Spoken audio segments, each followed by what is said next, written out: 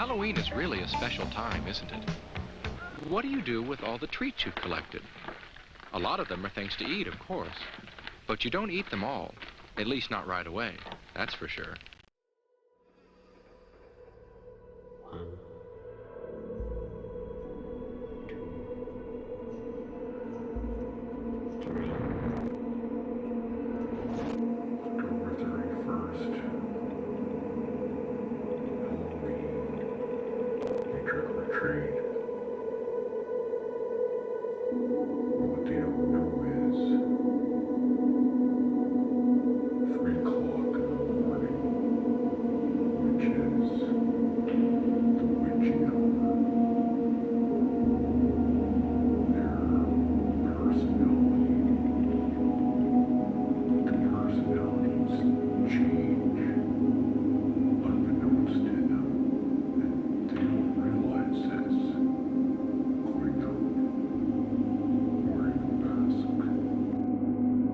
You're bad if you don't wear your mask.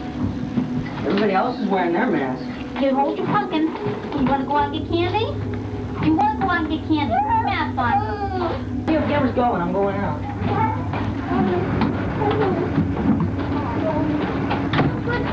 Where's your mask at?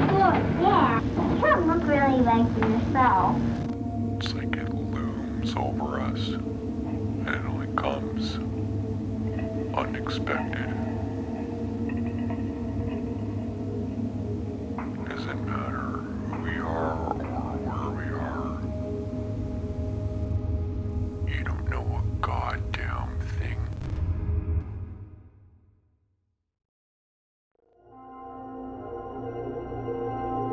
It started when I was a young kid. Somewhere in between. It was just that one time, that one year, I started taking Halloween very seriously.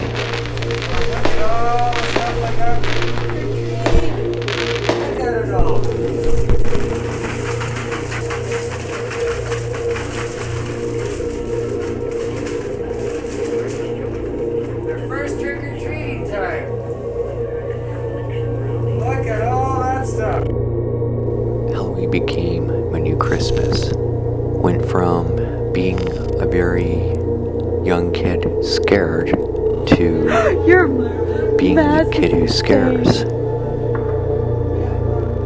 Being who I was, I decided to do nice thing for a very special friend of mine who was into the same things as me, and I decided to give her a really cool present for Halloween. And she Carmen Costering. See what she got. I didn't wrap it, so. You're so sweet, Greg. You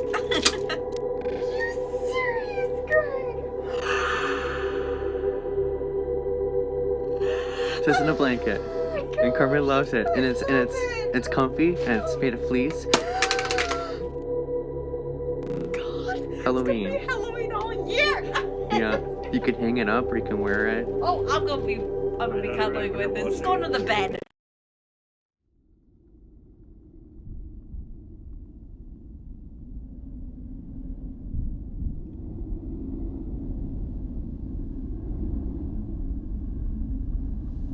As I got older, I started to hear about little bits and snippets about an odd and very strange, unusual thing happening. The first to buy was the first to die.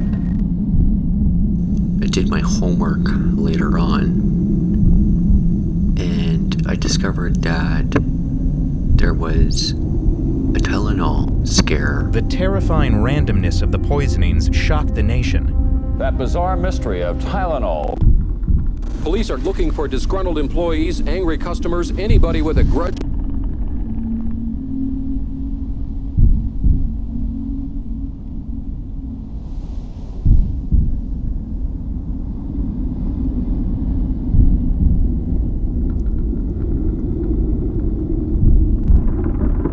Tylenol capsule. People were terrorized. They didn't know what product they had in their home.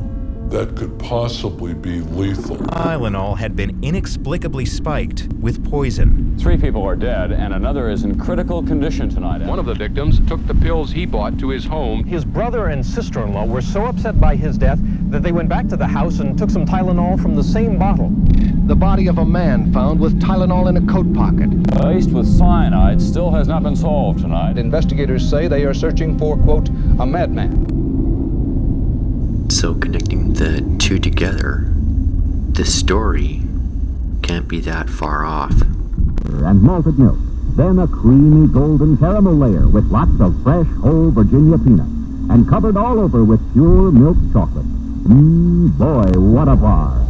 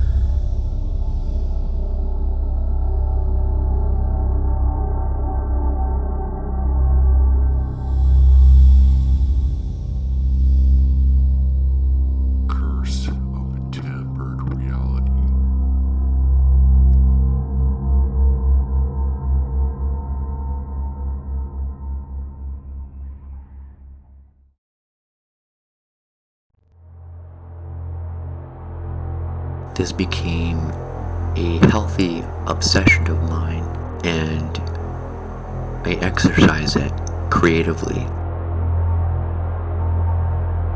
I learned a long time ago that a scary movie is like an amusement park ride. Step onto that coaster, pull the bar down and strap yourself in. Once you get all the way to the top, you're basically praying for your life. Because you don't know what's going to come around every corner, or how much shock you're going to ensue. Or you step into that haunted house, and you hope you make it out the very end. Because you know it's going to be scary, but it's also going to be fun. Who's paying for that ticket? You.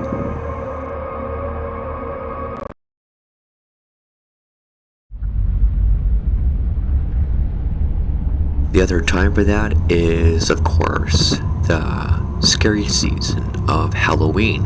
We celebrate ghosts and the dead, and of course, we consume the candy.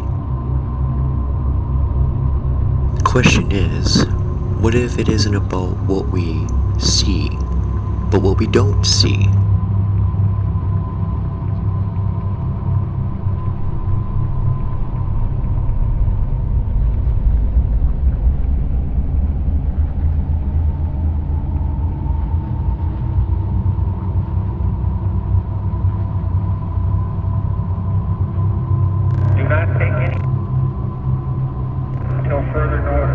People were checking themselves into the ER, thinking they'd been poisoned.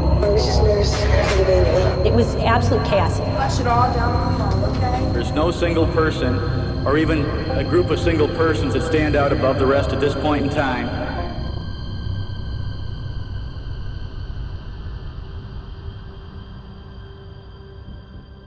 Watch out for candy wrappers that have been torn or punctured. That might be a sign of tampering.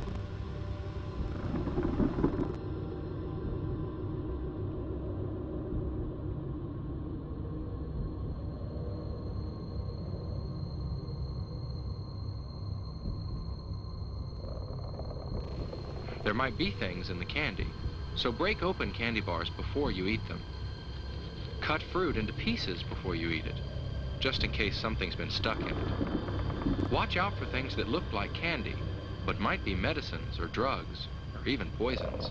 The first documented case of tainted candy happened on Long Island in 1964, when a housewife named Helen File, upset with older kids for trick-or-treating, handed out dog biscuits, steel wool, and poison ant buttons. Although File testified it was just a joke, she was still found guilty of endangering children. This fear really took root in the 1970s, when outlets like Newsweek were reporting that several children had died from poison or tainted candy. Helen was arrested. When questioned about the incident, Helen said she had only passed the poison to 3 teens who she thought were too old to be out trick-or-treating. What's funny about this story is that Helen had 2 teenage boys of her own, and they were actually out trick-or-treating that night too. The police had Helen evaluated at a mental hospital. She pleaded guilty and her sentence was suspended in 1965. She spent 2 years in prison.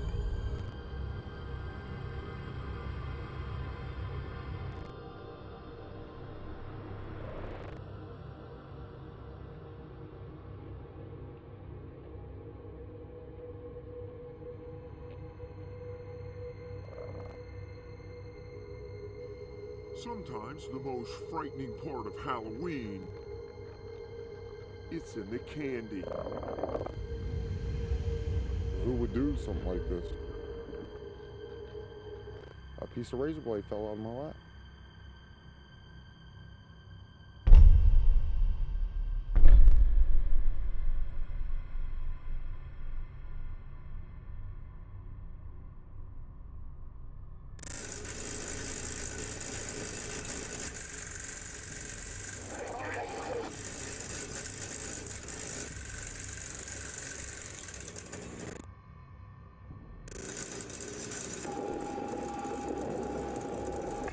Astonishment. I can't comprehend.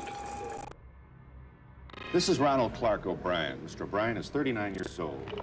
Bates said O'Brien went to one house where no one appeared to be home, and after the children had scampered ahead to the next house, O'Brien came off the front porch carrying the pixie sticks. Once authorities were sure that they had retrieved all of the tainted candy, they tested the contents. I can't comprehend. It's something that you just can't put into words. At 11:50 p.m. on 11/4/74, a charge of murder by poisoning was filed against Ronald Clark O'Brien, white male 30. The lab reported that there was about 2 inches of cyanide packed into the top of the paper straw. It was enough to kill 2 to 3 adults. This is why Timothy had started vomiting so violently, so quickly.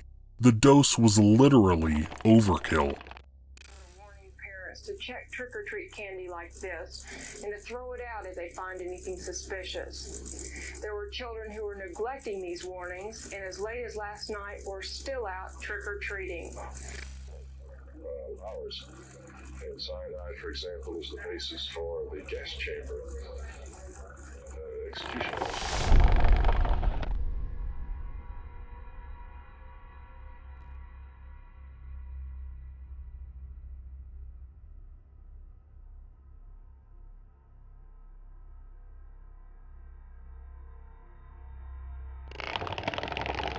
O'Brien played the grieving father, At first, he claimed that he couldn't remember which house gave him the pixie sticks, but police canvassed the area and found that nobody in his neighborhood had given out pixie sticks on Halloween. It's perhaps no less consoling that authorities have charged a father with deliberately poisoning his son. They had discovered his multiple debts, his alleged theft from his employer, and most damning, the insurance policies he had taken out on his children. Insurance policies that his wife, Daneen, knew nothing about.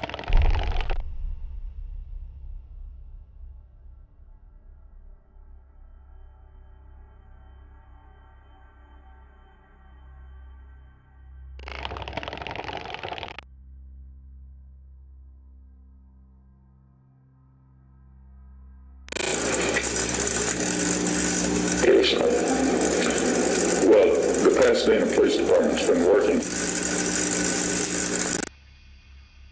Police had all of the evidence they needed to point to Ronald Clark O'Brien. It was clear that he was attempting to kill both of his children in order to collect insurance money. He was also willing to potentially kill 3 other children as a means of covering up his crime. On November 5th, 1974, O'Brien was arrested and charged with 1 count of capital murder and 4 counts of attempted murder. Bill Lanier, the detective on the case, said in an interview that he believed that O'Brien was on the verge of confessing to the crime. During the interrogation, the man had slumped in his chair and started nodding his head in agreement with the detective. Lanier gave him one last push and said, quote, "Ron, it's time to tell me," end quote. O'Brien responded, quote, "Tell you what?" end quote.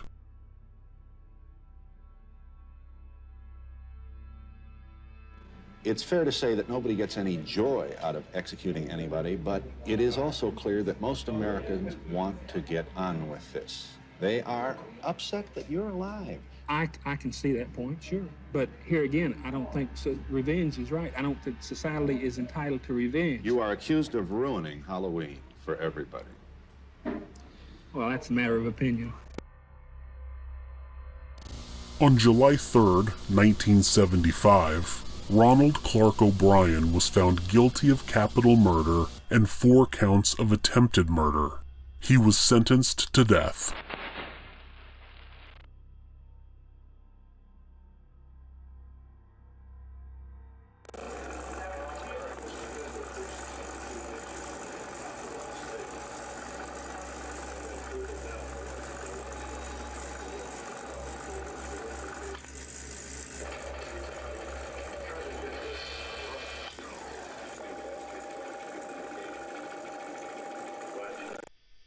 On March 31st, 1984, Ronald Clark O'Brien was executed by lethal injection. He was 39 years old. Children will not even eat the candy that I bought myself. They had heard rumors that the candy could have been come from the store, already put in a package, and they will not even trust the candy I have in my own house. Knowing what I have experienced myself, I think if anyone had thought that he was close.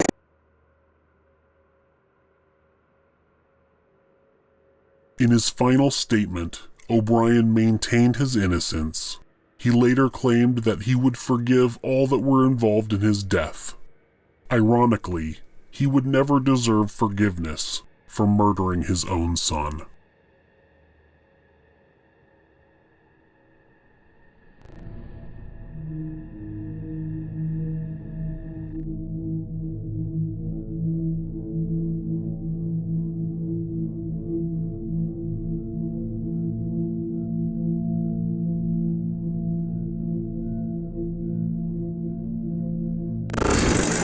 Some of these small Tootsie Rolls turned in, only 2 so far.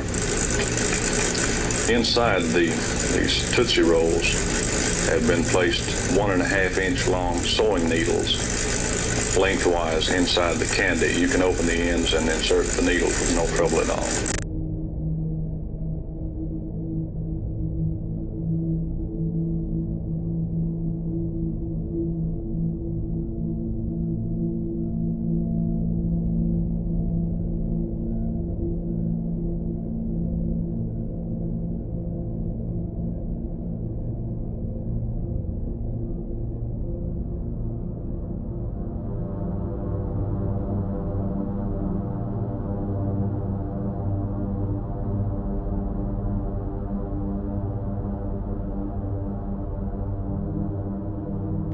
Ronald O'Brien is dead. His ex-wife sees the execution as the end of a nightmare and a chance for a brand new beginning.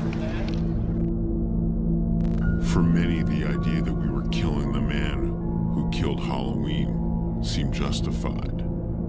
O'Brien had to die so we could have our fun back.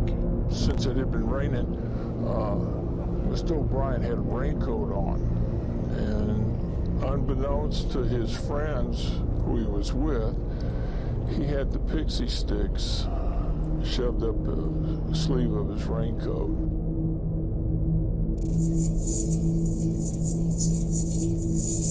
As a result of the incident that occurred here, the mayors of several other nearby towns have been suggesting that there be alternatives to trick-or-treating on Halloween. The parents say they are not willing to accept that.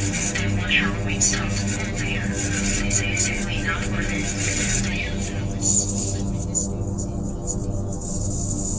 Halloween can be a scary time, not because of witches or ghosts that we know aren't real, but because of real things that can spoil our fun.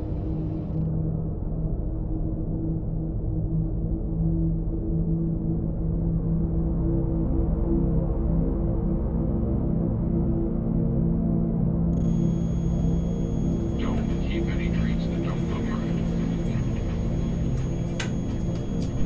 If you can do all that, then you won't have to worry about scary, real things happening on Halloween. Right? Right.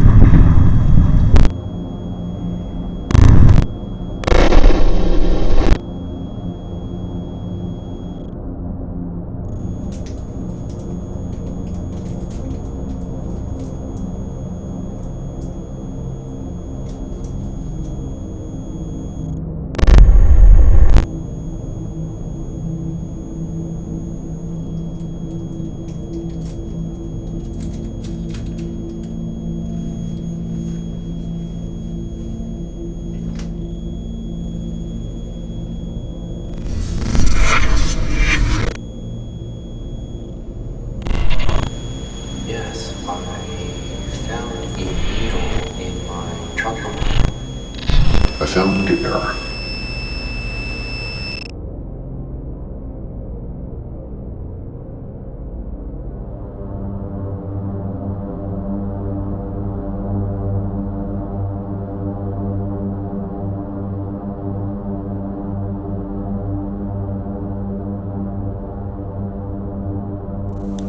In some parts of the country, tonight's the night for trick-or-treat. In others, it's tomorrow. But confusion is just one of the problems around this year's Halloween. It was tonight if you're in Toronto or Saskatoon or Halifax or Hull, tomorrow if you're in Vancouver or Edmonton or Montreal or St. John's. The reason it was today in some places is because city fathers wanted to cash in on the last day of daylight saving time. As it was, of course, even the angels waited till after dark, but it shows that caution is in this year for Halloween. What did your parents tell you? I'm not allowed to eat anything that's not in a wrapper. They just said, go out, don't eat anything when you're out there. When you bring it back, we'll look over it. And why did they tell you that? Because it's probably got a lot of poison stuff in it, I don't know. It was funny, but it was sad. Ever since Chicago's Tylenol killings, people have been afraid of copycat tampering. I can go out, but they told me not to eat anything at all. Can you eat it later? No, they just told me not to eat it because of all the stuff going around. You can't ever eat it. No. Toronto's Hospital for Sick Children even had a poison control hotline tonight. Nobody called except for reporters, but that's because parents were doing their own poison control. We want our children to bring their goodies home, and then we pile them all on the living room floor. We go through them, make sure that they're all fine. I think I probably will look at the things that they bring back just to make sure. This kind of controlled paranoia even arrived in Rosedale. This is one of Canada's oldest communities, very established, very traditional, and just a little scared. As it was, late tonight, there were no reports of anyone being poisoned, just scared.